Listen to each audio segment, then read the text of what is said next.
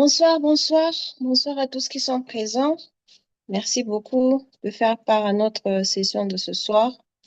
Vous êtes chaleureusement les bienvenus à la session de ce soir.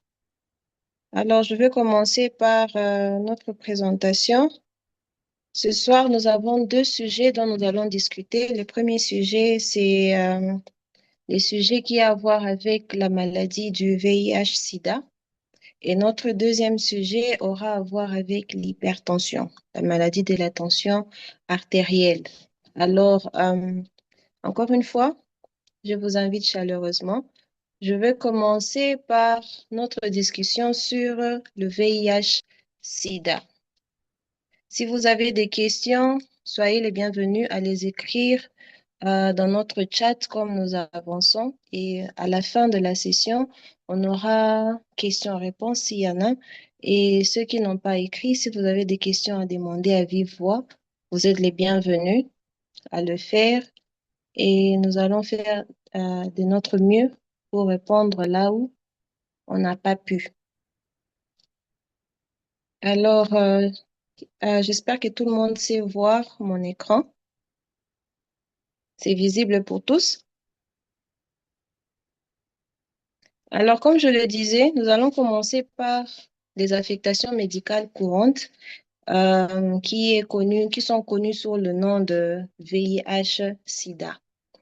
Le VIH-Sida, c'est une maladie qui fait euh, son ampleur dans le monde et jusque-là donne beaucoup de maux de tête parce qu'il n'y a pas encore une solution curable pour cette maladie et pour les personnes atteintes de la maladie du VIH ou du sida. Alors, en Afrique subsaharienne, environ 25,6 millions de personnes vivent avec le VIH, ce qui représente plus du 2 tiers du total mondial. La majorité des nouvelles infections du VIH et des décès liés au sida surviennent en Afrique de l'Est et en Afrique australe, qui abritent environ 55% de la population mondiale séropositive. Ça, c'est un très grand nombre. Alors, en 2022, le Kenya avait un taux de prévalence chez les adultes de 3,7%. Notamment, 78% des personnes diagnostiquées séropositives au Kenya suivent un traitement antirétroviral. Majorité, c'est là, des défis persistent malgré tout ça. Les récentes perturbations de l'aide étrangère, telles que le gel des fonds au niveau du gouvernement américain, ont entraîné des graves perturbations et des graves pénuries de médicaments antirétroviraux dans des pays comme le Kenya. Et cela a mis en péril la santé de beaucoup, des millions de personnes qui dépendent de ces traitements-là. Pour le VIH, la majorité de la population, la prévention et la lutte contre la stigmatisation associée à cette maladie reste encore un facteur très important qui emmène deux fois à des décès prématurés. Avant toute chose, nous devons comprendre qu'est-ce que c'est le VIH. Le VIH est l'abréviation du virus de l'immunodéficience humaine. C'est un virus qui attaque le système immunitaire de l'organisme, plus précisément les cellules CD4 ou bien autrement appelées cellules T, qui sont un type de globules blancs jouant un rôle crucial dans la réponse immunitaire et aidant à combattre les infections dans le corps humain. Alors, sans traitement, le VIH peut affaiblir le système immunitaire de la personne atteinte au point que l'organisme est à même de pouvoir lutter contre les infections mineures, voire même la grippe ou bien des crises de toux ou changement de saison. Le VIH se transmet par certains fluides corporels d'une personne porteuse du virus vers une personne non porteuse. Les personnes peuvent être affectées ou infectées plutôt par différentes manières. La première voie de transmission, c'est la voie sexuelle, qui est le mode de transmission le plus courant du virus du VIH. Une autre façon que quelqu'un peut être atteinte de l'infection du virus du VIH, c'est par le sang, lors de fusion sanguine ou bien lors de greffe d'un organe ou d'un organe d'une personne à l'autre. Troisième manière dont on peut être infecté par le VIH, c'est par la transmission de la mère à l'enfant. Pendant la grossesse, l'accouchement ou bien l'allaitement d'une mère porteuse, elle est capable de pouvoir transmettre le virus à son nouveau-né ou à son bébé dans le ventre. L'autre façon, c'est la transmission par des instruments contaminés. Ces instruments peuvent être des aiguilles, des seringues ou d'autres équipements d'injection qui sont infectés par le virus du VIH. Cependant, nous devons comprendre que le VIH ne peut pas être transmis par l'air ni par l'eau. Donc, si nous sommes en train de respirer le même air avec quelqu'un qui est porteur du VIH, il n'y a pas lieu que nous puissions être contaminés. Nous avons utilisé la même piscine avec quelqu'un qui est porteur.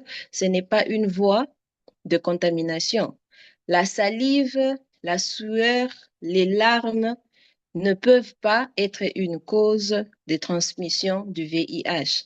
Et si nous avons été, par exemple, piqués par des insectes ou bien un animal, c'est là aussi, si ces insectes ou animaux ont piqué une personne porteuse, la maladie ne va pas nous atteindre, nous. Et quand nous utilisons les mêmes toilettes, nourriture, ou voire même à boire avec quelqu'un qui est infecté, cela n'est pas une cause de contamination ou une voie par laquelle on peut être contaminé. Le VIH progresse en 3 stages principaux, chacune affectant l'organisme différemment. Il est contagieux à tous ces 3 stages de l'infection, mais le niveau de contagiosité sont différents. Ça diffère d'un stage à l'autre. Il y a des infections aiguës, là où il y a multiplication rapide du virus et la réponse immunitaire initiale est souvent très affaiblie et cela peut être accompagné des symptômes grippaux et ça, c'est la phase la plus contagieuse. La phase d'infection chronique, autrement appelée latence, c'est là où le virus est actif, mais ne se reproduit pas comme au premier stage, plus rapidement. Et le niveau de reproduction à ce stage ici devient un peu plus faible, ça devient affaibli. Et la personne infectée présente peu ou presque pas de symptômes.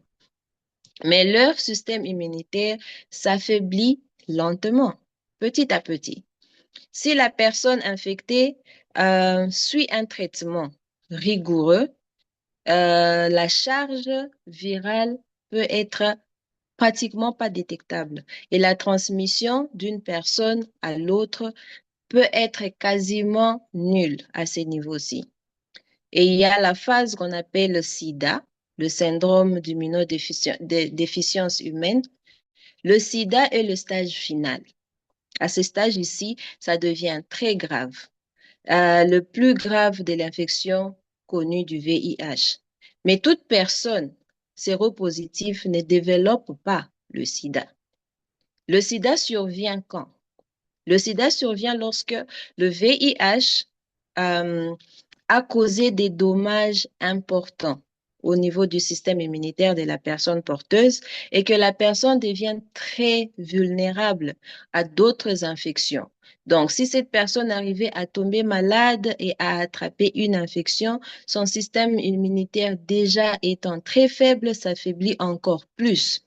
Et à certaines personnes qui arrivent à être atteintes du cancer, le sida devient maintenant très facile à pouvoir développer à ce stade. Et ce stade ici, la charge virale augmente encore à niveau très rapidement et ça rend la personne extrêmement contagieuse. Il n'existe aucun remède aujourd'hui contre le VIH, mais il peut être géré efficacement grâce à une thérapie antivirale. La thérapie antivirale est une combinaison de médicaments prise régulièrement par une personne atteinte du VIH et ces médicaments peuvent aider à abaisser la charge virale à des niveaux indétectables, ce qui signifie que le virus ne peut pas être transmis d'une personne infectée à une personne non infectée. De plus, euh, les médicaments antiviraux euh, peuvent réduire le risque des maladies liées au VIH. Et ceci peut permettre maintenant qu'une personne qui est atteinte du VIH de pouvoir vivre une vie presque normale et augmenter son espérance de vie.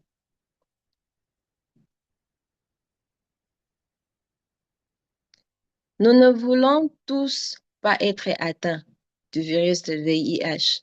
Et il y a des suggestions que nous pouvons utiliser pour pouvoir nous permettre à éviter de, d'être mis à risque de l'infection du VIH et ainsi être à même de nous protéger. Une des façons que nous pouvons utiliser, c'est pratiquer le sexe sans risque.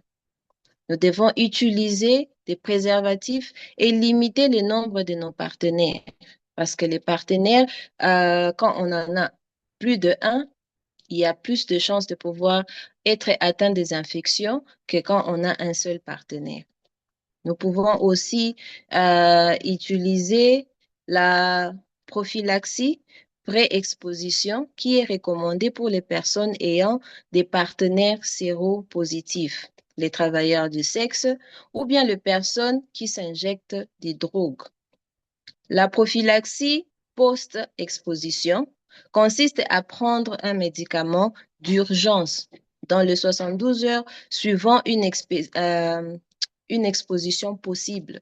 Par exemple, si on a eu des rapports sexuels non protégés et qu'on suspecte qu'on peut tomber malade, on peut recourir à ce médicament-là pour nous protéger contre une infection possible. Faites vos dépistages régulièrement pour éviter d'avoir le VIH sans le savoir. Et pour une personne qui est dépistée positive, de suivre un traitement précoce. Et si vous êtes sexuellement actif, de prendre des mesures pour ne pas répandre la maladie. Il faut éviter de partager des aiguilles, partager des seringues et utiliser si on a des aiguilles à utiliser, il faut être à même d'utiliser ses propres aiguilles, ne pas les partager.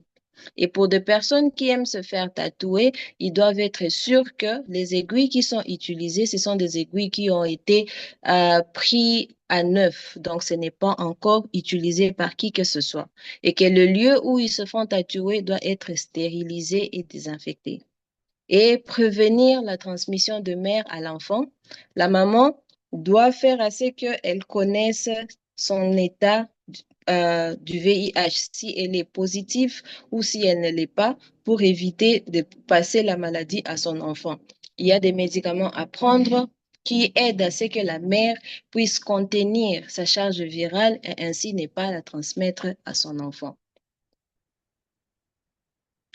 Maintenant, parlons de nos produits Greenwald qui peuvent assister une personne qui souffre du VIH, qui est infectée du VIH-Sida. Comment est-ce que cette personne peut utiliser nos produits et qu'est-ce que ces produits font euh, pour le corps de la personne qui en prend? Alors, la capsule à puissance, les ingrédients qui se trouvent à l'intérieur sont à base de plantes et de la capsule à puissance ont des propriétés antivirales qui peuvent inhiber la réplication du VIH, un produit très important à prendre. La capsule à puissance est également un stimulant immunitaire qui améliore la fonction des lymphocytes T qui combattent contre les virus. Ce produit est donc toujours parmi les premiers choix. Les premiers choix, je m'excuse, en cas d'une personne atteinte du virus VIH ou voire d'autres infections virales. Le deuxième produit qu'on peut proposer à une personne souffrante du VIH, c'est notre capsule Ganoderma Plus.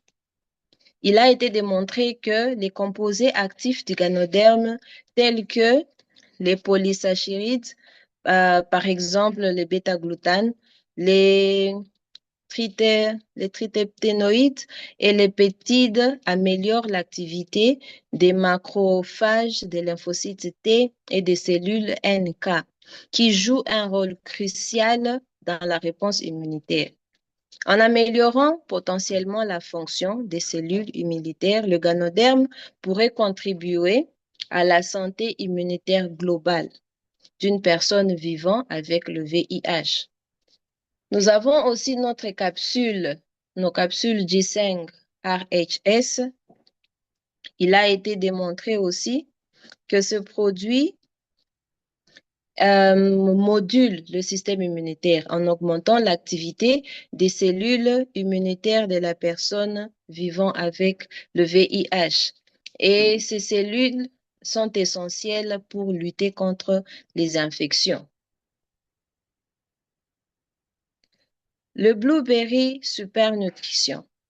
Ce produit est riche en protéines, vitamines, en minéraux, en fibres alimentaires, en phytonutrients, ainsi que en d'autres micronutriments tels que les anthocyanes.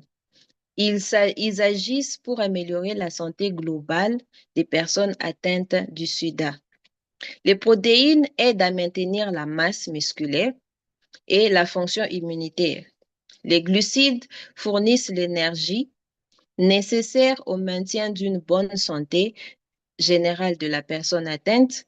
Les aliments sains fournissent de l'énergie et contribuent au bon fonctionnement cellulaire, notamment grâce aux oméga 3 qu'on retrouve dans ces médicaments. Les vitamines et les minéraux comme la vitamine D, la vitamine C, le zinc ainsi que le fer soutiennent la santé immunitaire et le bien-être général. Les phytonutriments comme les flavoïdes présentent des légères propriétés antivirales. Ils pourraient ainsi contribuer au soutien immunitaire global et éventuellement aider à réduire la charge des infections virales dans l'organisme. Et prendre des repas légers et fréquents aide à gérer les symptômes comme les nausées et améliorer l'apport du calorie dans la personne atteinte du VIH. Mélanger ce produit à l'eau tiède, il procure une hydratation, ce qui est essentiel pour prévenir la déshydratation due à la diarrhée et au vomissement qui peuvent survenir avec les infections du VIH. Pour cette partie, je vous remercie. J'espère que le message a été passé. Le VIH, pour récapituler, c'est un virus qui attaque le système immunitaire, qui jusqu'à présent n'a pas un traitement. Et donc, les médicaments que nous avons suggérés, les médicaments de Greenwald, ce sont les médicaments qui aident les personnes atteintes du VIH à pouvoir être en mesure de vivre une vie quasi normale et ainsi augmenter leur espérance de vie.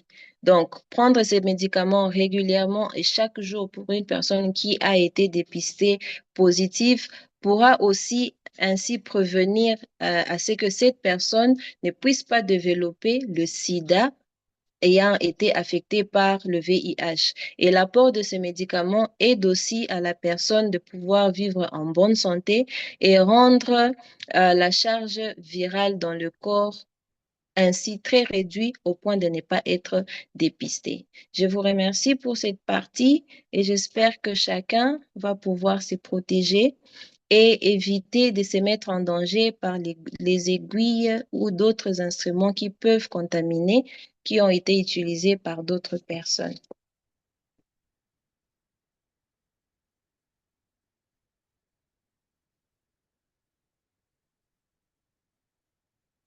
Maintenant, nous allons passer à notre discussion sur l'hypertension. Une minute.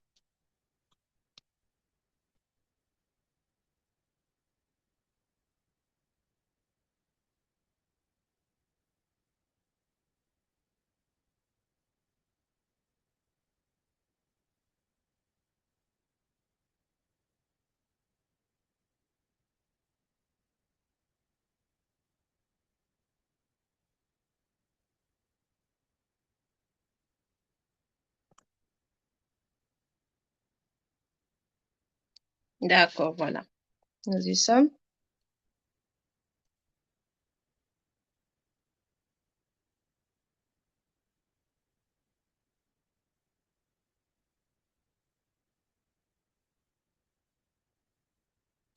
L'hypertension. Qu'est-ce que l'hypertension? Nous allons savoir la tension normale, la tension artérielle, la tension un peu élevée, la tension très élevée. À cette discussion, nous allons comprendre quels sont les symptômes, qu'est-ce qui cause l'hypertension, quelles sont les complications qui en surviennent et comment est-ce que nous pouvons combattre l'hypertension et ainsi garder une vie saine et une bonne vie. Alors, pour commencer, parlons de qu'est-ce que la tension artérielle. Lorsque le sang circule dans le vaisseau sanguin, la force qu'il exerce sur les parois des artères génère je m'excuse, ma page est partie.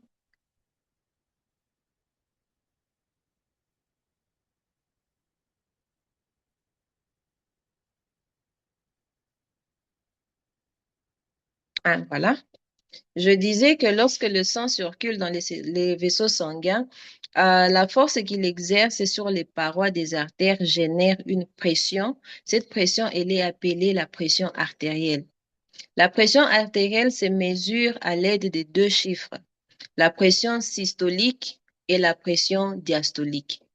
Ces deux valeurs sont exprimées en millimètres de mercure, euh, le mmHg, et s'écrivent sous la forme de pression systolique contre pression diastolique. La pression systolique correspond à la valeur la plus élevée et elle représente la pression des artères lorsque le cœur se contracte et propulse le sang dans la circulation. Une pression systolique normale est inférieure à 120 mm Hg. Et la pression diastolique à elle correspond au chiffre le plus bas d'une mesure de la tension artérielle. Elle représente la pression dans les artères lorsque le cœur est au repos entre deux battements. Et la pression normale diastolique est inférieure à 80 mmHg.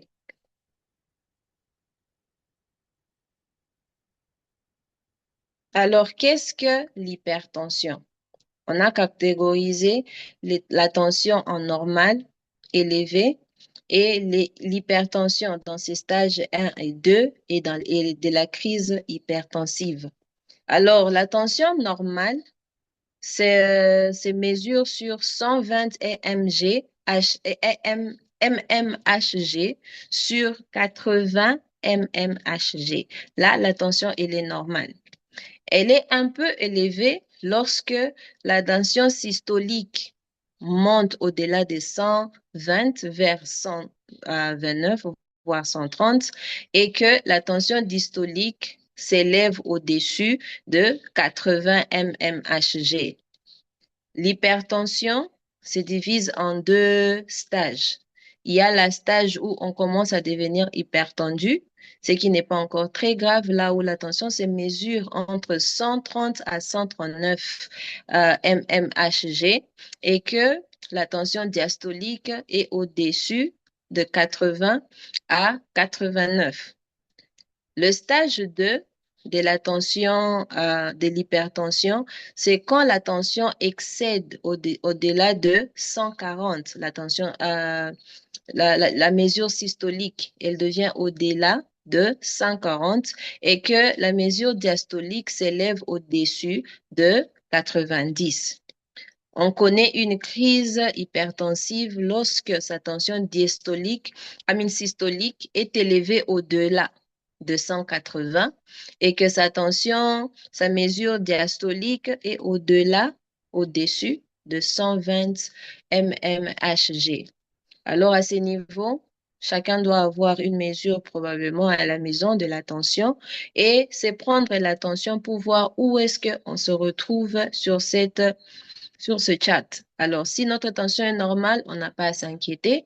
Si la tension commence à s'élever un tout petit peu, nous allons voir quels produits on peut utiliser chez nous à Greenworld. Et une personne qui expérimente les deux stages d'hypertension, voire même la crise hypertensive, nous allons discuter quels produits Greenworld offre pour pouvoir soulager ces problèmes d'hypertension. Alors, quels sont les signes et les symptômes de l'hypertension? L'hypertension artérielle est très fréquente. Elle touche 47% des adultes aux États-Unis.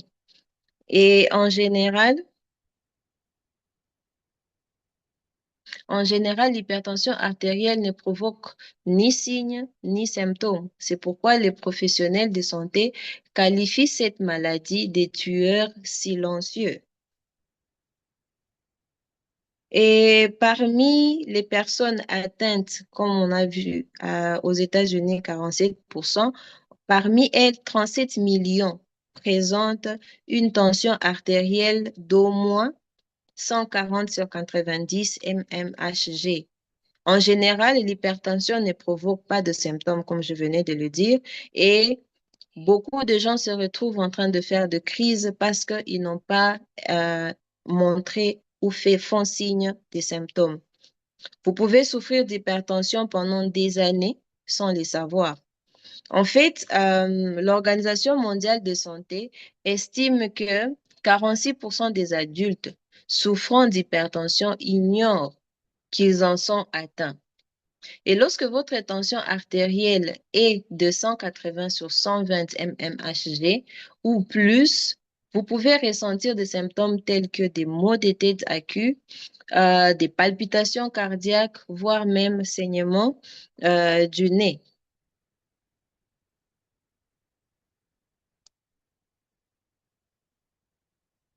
Alors, qu'est-ce qui cause l'hypertension? On se demande. À l'exception de facteurs génétiques et de certains médicaments, un mode de vie malsain et des problèmes de santé sont à la cause des fréquences d'hypertension. Les facteurs liés au mode de vie, comme la consommation élevée du sel, le sodium, peut entraîner une rétention d'eau et une hausse de la tension artérielle. Faible apport en potassium, le potassium aide à équilibrer le taux du sodium dans l'organisme.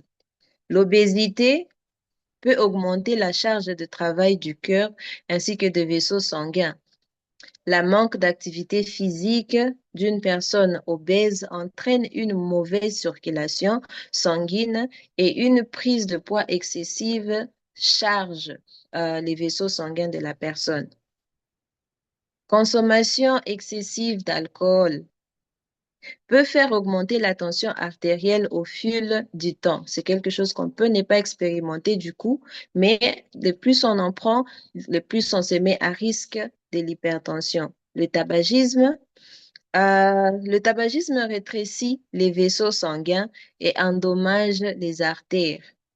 Le stress chronique aussi peut provoquer de pics temporaires des tensions artérielles. Il y a aussi, à part les facteurs liés au mode de vie, des affections médicales qui sont aussi à la cause de l'hypertension. Nous avons les maladies rénales.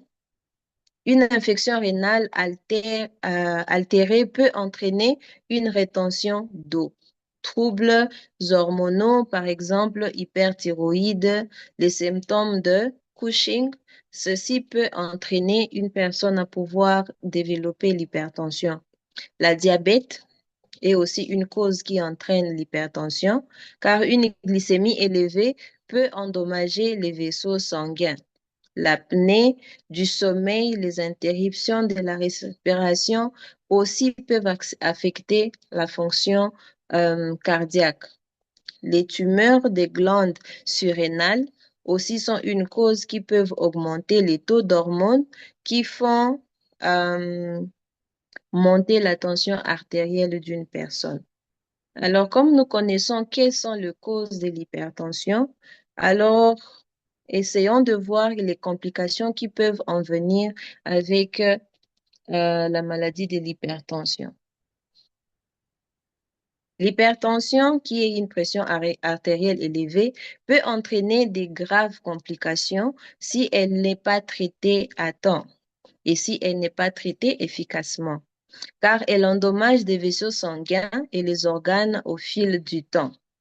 Et voici quelques principales complications qui peuvent survenir lorsque nous souffrons de l'hypertension.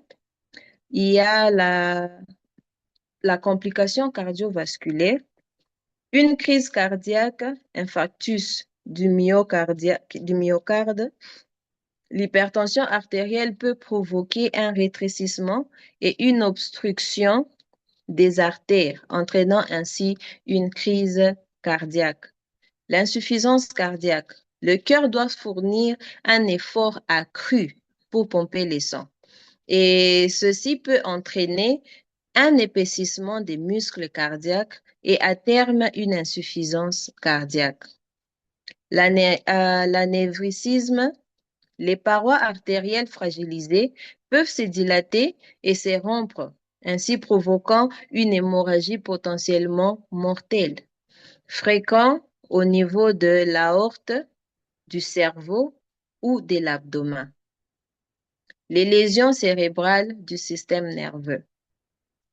Des accidents vasculaires cérébraux, souvent appelés AVC.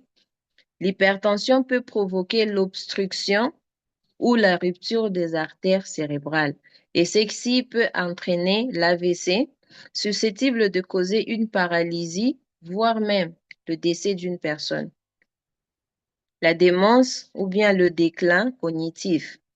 Une réduction du flux de sang vers le cerveau peut entraîner une démence vasculaire et accroître ainsi le risque des maladies d'Alzheimer. Et en dernier lieu, il y a les lésions rénales. Maladies rénales chroniques peuvent amener une personne souffrant de l'hypertension artérielle à être à risque d'endommager les petites artères des reins, réduisant ainsi leur capacité à filtrer le déchet. L'insuffisance rénale. Des lésions sévères peuvent nécessiter une dialyse ou une greffe de rein. Et pendant qu'une personne est en train de souffrir de dialyse ou en attente de greffe des reins, la personne est à risque de développer une hypertension grave. Les complications des reins, qu'est-ce que cela peut emmener pour une personne qui souffre des reins? Une personne souffrant des reins est à risque de perdre la vue. La perte de vision est causée par les lésions des vaisseaux sanguins oculaires. Une tension artérielle élevée peut endommager la rétine, entraînant une vision floue, voire même la cécité. Des troubles métaboliques. qui sont au risque accru les personnes souffrant de diabète.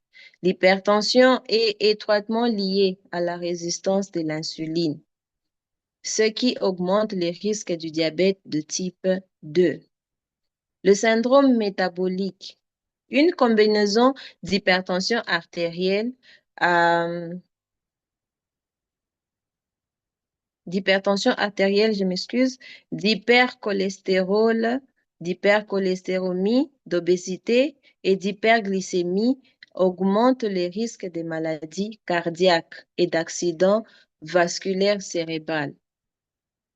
Une crise hypertensive. Une tension artérielle de plus de 180 sur 120 mmHg peut entraîner une déficience d'organes, un AVC ou un infarctus. Quels sont les symptômes? Les maux de tête intenses, des douleurs thoraciques, essoufflement, confusion, confusion et perte des vues. Il n'y a pas que de mauvaises nouvelles avec l'hypertension jusque-là. Il y a lieu de prévenir les complications qui peuvent survenir de l'hypertension. Et nous allons discuter quelques de ces manières dont nous pouvons utiliser pour pouvoir prévenir les complications qui en surviennent. Une des manières pour une personne sachant qu'elle souffre de la tension artérielle, c'est d'avoir un tensiomètre à la maison. Et ceci aide à la personne de surveiller régulièrement sa tension artérielle.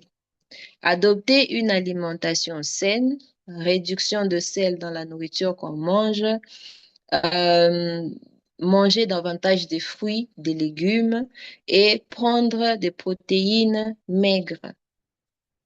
Cette personne qui est souffrante de la tension artérielle doit prendre en compte de s'exercer régulièrement. Il est recommandé de prendre 30 minutes par jour pour des exercices simples qui aident avec la circulation sanguine. La personne doit limiter la consommation d'alcool et arrêter de fumer. Et prendre les médicaments prescrits régulièrement. Si cette personne est sous médicament, c'est à prendre à vie et à ne pas décider d'arrêter pour soi-même parce qu'on en est fatigué. Et gérer le taux du stress et prendre soin de dormir suffisamment. Maintenant, parlons de nos produits Greenwood qui aident les personnes souffrant d'hypertension. Nous avons toute une gamme que Greenwood a mis à la disposition des personnes souffrantes de l'hypertension, qui est la tension artérielle. Et parmi ces produits, on a notre thé favori, le Coding Plus. Quel est l'effet que ce produit peut apporter à une personne qui souffre de la tension artérielle?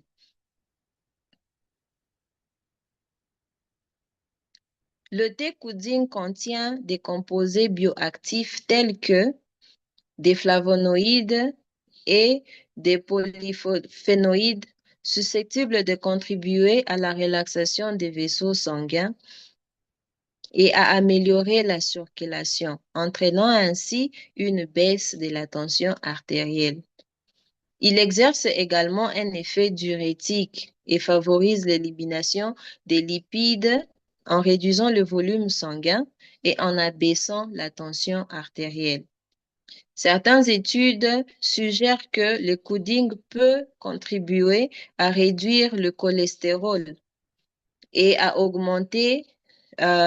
réduire le cholestérol LDH, qui est le mauvais cholestérol, et à augmenter le cholestérol HDL, qui favorise une meilleure santé cardiaque et peut aider à contrôler la tension artérielle. Alors, quels sont les effets de ce produit quand on en prend chaque jour? On ne peut pas souffrir de la rétention. On ne peut pas aussi la rétention de fluide dans l'eau et la circulation devient améliorée. Un autre produit que Greenwood met à notre disposition, c'est le combo, le Dansheng Combo. On a l'habitude d'appeler ça cardio-puissance.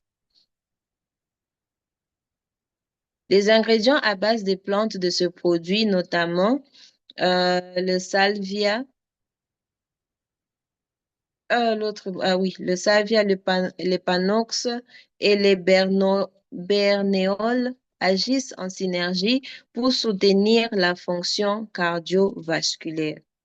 Ces plantes provoquent une dilatation des artères, contribuant ainsi à baisser la tension artérielle et à améliorer l'apport en oxygène et en sang au cœur. Elles possèdent également des propriétés anti-grégantes plaquettaires. En aidant à prévenir une coagulation sanguine excessive, elles réduisent le risque de crise cardiaque, d'accident vasculaire, AVC, accident vasculaire cérébral. Le cardiopuissance réduit aussi la viscosité sanguine, ce qui peut potentiellement abaisser la tension artérielle, tant systolique que diastolique, en diminuant la résistance que le cœur doit surmonter pour pomper le sang. Le Deep Sea Fish Oil, on appelle ça comment en français? L'huile de poisson de mer, voilà. Il a été démontré que les acides oméga 3, en particulier le EPA, le EPA et le DHA, présentes dans l'huile de poisson de mer, réduisent la pression artérielle par plusieurs mécanismes. Et ces mécanismes sont divisés en 5 étapes que nous allons discuter. En premier, il y a la vasodilatation, améliore la fonction des vaisseaux sanguins. Ceci se fait comment? En augmentant la production d'oxyde nitrique, les NO. Les oméga 3 favorisent la relaxation des vaisseaux sanguins en stimulant la production d'oxyde nitrite, une molécule qui dilate les vaisseaux et réduit la pression artérielle. Et aussi, elle réduit la rigidité artérielle. Les oméga 3 améliorent l'élasticité des artères, ce qui facilite ainsi la circulation sanguine et réduit la résistance vasculaire. Elle aussi agit en réduisant l'inflammation et le stress oxydatif. Elle réduit les composés pro-inflammatoires. Les oméga 3 trouvés dans les médicaments de l'huile de poisson de mer diminuent les taux de cycotine et des protéines C réactives, deux facteurs qui contribuent à l'hypertension et aux maladies artérielles et maladies cardiaques. Elles protègent les cellules endothéliales, les parois internes des vaisseaux sanguins, bénéficient des oméga 3, ce qui améliore la circulation sanguine globale. En troisième lieu, réduit la fréquence cardiaque et améliore la fonction cardiaque. Et le fait à deux volets encore ici. Les oméga 3 aident à réguler le rythme cardiaque, réduisant ainsi les risques des battements cardiaques anormaux, autrement appelés arythmies, qui peuvent contribuer à l'hypertension artérielle. Le deuxième volet, c'est en réduisant la fréquence cardiaque au repos, ce qui diminue la sollicitation du cœur. En quatrième lieu, ce médicament équilibre les hormones, réduit la coagulation sanguine et améliore la circulation sanguine. Les oméga 3 réduisent l'agrégation plaquettaire, prévenant ainsi la formation excessive des caillots sanguins. Il améliore la circulation sanguine, réduisant la résistance vasculaire et abaisse la pression artérielle. En cinquième lieu, il équilibre les hormones qui affectent la pression artérielle. Les oméga 3 peuvent réduire les taux d'hormones du stress tels que le cortisol et l'adrénaline, susceptibles de faire grimper la tension artérielle. Le super CoQ10. Ce médicament est couramment utilisé comme complément pour soutenir la santé cardiaque et réduire la tension artérielle. Et ici, nous allons voir comment est-ce que la CoQ10 agit sur la tension artérielle. La CoQ10 améliore la fonction endothéliale.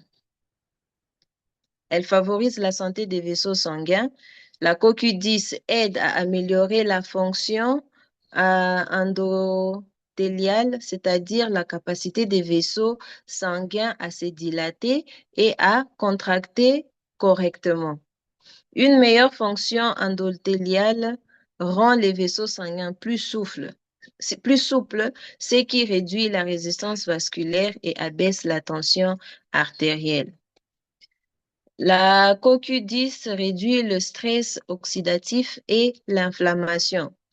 Les propriétés antioxydantes de ce médicament aident à neutraliser les radios libres responsables du stress oxydatif, un phénomène qui endommage les vaisseaux sanguins et contribue à l'hypertension artérielle. En réduisant ces dommages oxydatifs, la CoQ10 favorise la santé des vaisseaux sanguins et améliore la circulation sanguine. Effet anti-inflammatoire de ce produit peut réduire le taux des marques d'inflammation telles que les protéines C réactives, CRP, associées à l'hypertension et aux maladies cardiovasculaires. La CoQ10 améliore la production d'énergie cardiaque. Ce produit soutient la fonction du muscle cardiaque. La CoQ10 est essentielle à la production d'ATP, la molécule énergétique qui alimente toutes les fonctions cellulaires. En améliorant la production d'énergie, la CoQ10 soutient la fonction cardiaque globale et aide le cœur à pomper plus efficacement. Cela peut contribuer à réduire la sollicitation du système cardiovasculaire ainsi qu'à abaisser la tension artérielle. La CoQ10 favorise la production d'oxyde nitrique. Production d'oxyde nitrique appelée NO, la CoQ10 peut contribuer à augmenter les taux d'oxyde nitrique dans le corps, une molécule qui favorise la dilatation des vaisseaux sanguins. Ceci entraîne une augmentation du diamètre des vaisseaux, améliorant ainsi la circulation sanguine et en réduisant la tension artérielle. La CoQ10 a des effets potentiels de réduction de la pression artérielle. Plusieurs études cliniques montrent que prendre le supplément CoQ10 peut contribuer à réduire la tension artérielle chez les personnes ayant une tension élevée ou normale. La tension artérielle systolique, le chiffre le plus élevé, la CoQ10 peut réduire la tension systolique d'environ 10 à 17 mmHg. La tension artérielle diastolique, le chiffre le plus bas, la réduction de la tension diastolique se situe généralement entre 5 et 10 mmHg avec la prise de notre supplément alimentaire CoQ10. Les jus de myrtille. Quel est l'effet du jus de myrtille? Quel rôle il joue avec la tension artérielle? La consommation à long terme du jus de myrtille, qui est riche en vitamine C, pourrait aider à prévenir l'hypertension ou les complications qui s'en coulent. Ce médicament améliore la santé des vaisseaux sanguins. Elle stimule la production d'oxyde nitrite. Les anthocyanes présentes dans les myrtilles favorisent la production d'oxyde nitrite, le NO. une molécule que nous avons déjà vue qui aide avec la dilatation des vaisseaux sanguins. Ce processus, appelé vasodilatation, réduit la résistance vasculaire et aide à faire baisser la tension artérielle. Le jus de myrtille aide aussi avec l'amélioration de la fonction endothéliale. Les anthocyanes soutiennent la santé de l'endothélium, le paroi interne des vaisseaux sanguins, en améliorant sa capacité à se dilater et à se contracter. Cela contribue à réguler le flux du sang et aussi à réduire le risque d'hypertension. Le jus de myrtille réduit l'inflammation et le stress oxydatif. En effet, ces antioxydants retrouvés dans ce jus, les anthocyanes de la myrtille sont les plus puissants antioxydants qui neutralisent les radicaux libres dans l'organisme, réduisant ainsi le stress oxydatif qui est susceptible d'endommager le vaisseau sanguin et ainsi aider à contribuer à la hypertension artérielle. Les propriétés inflammatoires qu'on retrouve dans ce jus jouent un rôle très important dans l'hypertension. Les anthocyanes aident à réduire le marqueur inflammatoire tel que le protéine C réactive associée aux lésions artérielles et à l'élévation de la tension artérielle. Le jus de myrtille améliore aussi la circulation ainsi que le flux de sang en régulant le flux de sang à cause des anthocyanes qui contribuent à la circulation sanguine des petits vaisseaux, notamment ceux de la microcirculation, par exemple les capillaires. Le jus de myrtille réduit aussi la rigidité artérielle. Souplesse artérielle accrue, les anthocyanes contribuent à réduire la rigidité artérielle, un facteur majeur qui cause l'hypertension. Une fois ces vaisseaux sont réduits, il y a baissement de la tension artérielle. Les jus de myrtille, enfin, protègent contre l'athérosclérose, accumulation des plaques des artères. Ce médicament provient à la formation des plaques. En réduisant les stress oxydatifs et l'inflammation, les anthocyanes dans les myrtilles aident à prévenir l'accumulation des plaques dans les artères, un phénomène appelé athérosclérose, ce qui peut entraîner une hausse de la tension artérielle et accroître les risques de maladies cardiaques. Certaines personnes ont des antécédents familiaux d'hypertension.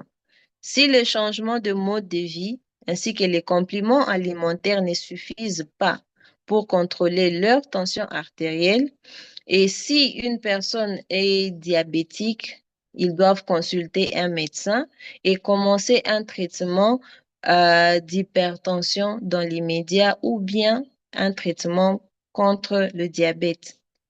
L'hypertension peut endommager silencieusement vos organes et cette maladie peut entraîner d'autres problèmes vitaux et être un problème de la vie de tous les jours. Alors, une personne qui est atteinte de l'hypertension doit constamment prendre ses médicaments chaque jour et régulièrement se faire examiner pour savoir si sa tension est sous contrôle ou bien si sa tension a besoin d'intervention médicale. Je vous remercie beaucoup.